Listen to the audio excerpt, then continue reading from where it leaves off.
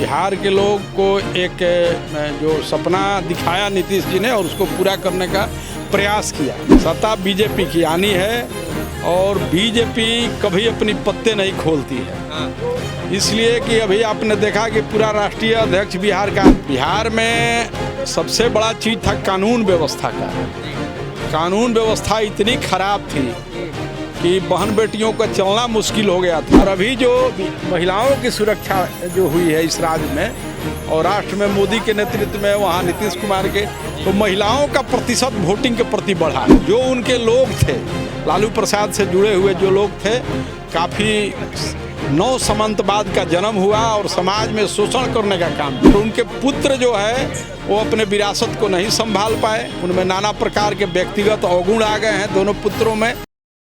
नमस्ते, मैं शमी, सौगन टीवी में स्वागत है आपका। देखिए, बिहार विधानसभा चुनाव काफ़ी ज़्यादा चर्चाओं में थी। हमने आपको काफ़ी सारी रिपोर्ट दिखाई, लेकिन मुख्यमंत्री नीतीश कुमार जी ने जब ये निर्णय लिया कि मैं बिहार छोड़कर राज्यसभा जाने का निर्णय कर रहा हूँ, उम्मीद करता हूँ जनता मुझे समझेगी।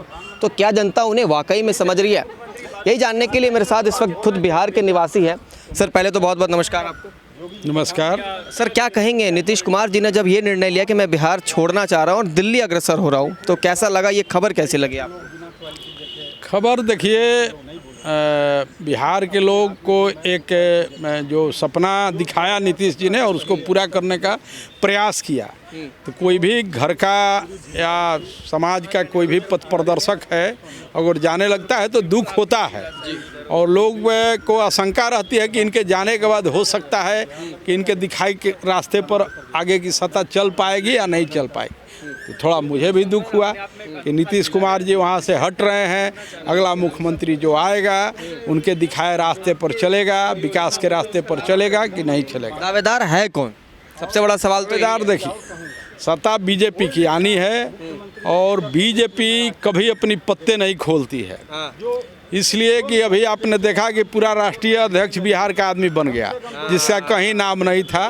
एक छोटे जैसे नवीन जी एक छोटे विधायक थे और उनको तो एक भारतीय जनता पार्टी का अपना काम करने का शैली है।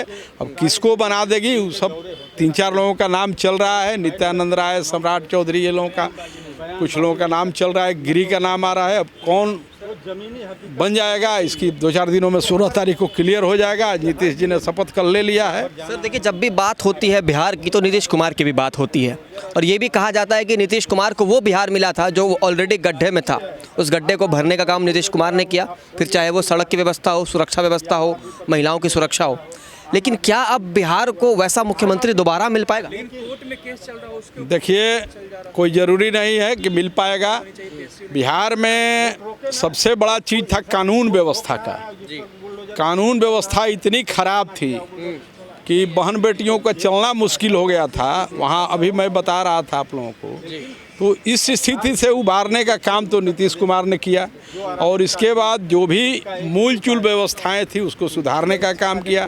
आज 22 घंटे बिजली बिहार के गांव में रह रही है। छोटे से गांव में भी चले जाइएगा, 22 घंटे बिजली रह रही है।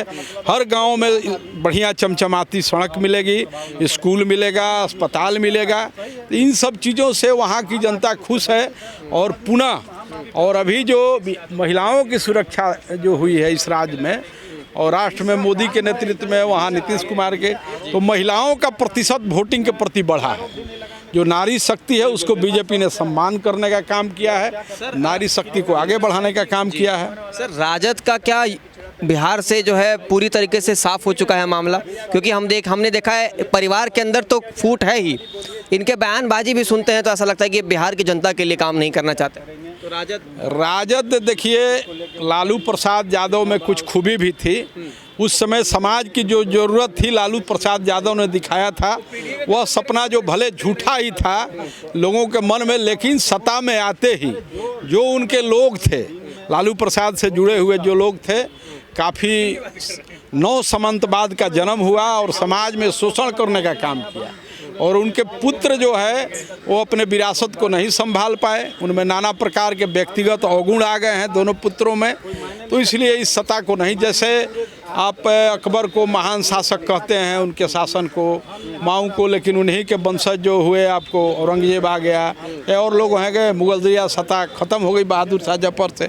इसी तरह से ये तेजस्वी यादव बहादुर शाह जफ़र हुए हैं। शराब की आदत पड़ गई है, विधानसभा में शराब पी करके जाना, ये सब चीज़ें हैं। तो हमें नहीं लगता है कि यादव जाति छोड़ करके अन्य जातियाँ उनके साथ हैं। और जब समाज का आप नेतृत्व करने जा रहे हैं तो जात से आप नहीं कर सकते हैं, सबके मत की ज़रूरत है आपको। सर एक आखिरी सवाल, केवल हाँ या ना में जवाब दीजिएगा ज़रूर, कि नीतीश कुमार ने जो खुद के लिए ये निर्णय लिया राज्यसभा जाने का, एक बेहतरीन निर्णय होगा? अब देखिए, ये व्यक्तिगत उनका निर्णय है, नीतीश कुमार का निर्णय। अब उसमें परिस्थितिवश निर्णय, हमें नहीं लगता कि उनका व्यक्तिगत, लेकिन आज कल शपथ लेते वक्त खुश थे वो। अब क्या अंदर से उन लोगों का दोनों गठबंधन के बीच में बातचीत चली है, क्या मजबूरी हुई है, ये तो हम लोग नहीं जान पाते हैं। लेकिन जो होगा, नीतीश कुमार बहुत सधे और बहुत मंजे हुए खिलाड़ी हैं सत्ता के, तो उनका कुछ जो होगा अच्छा ही होगा। ठीक है। आप देख रहे हैं सौगंध टीवी, सौगंध वतन की।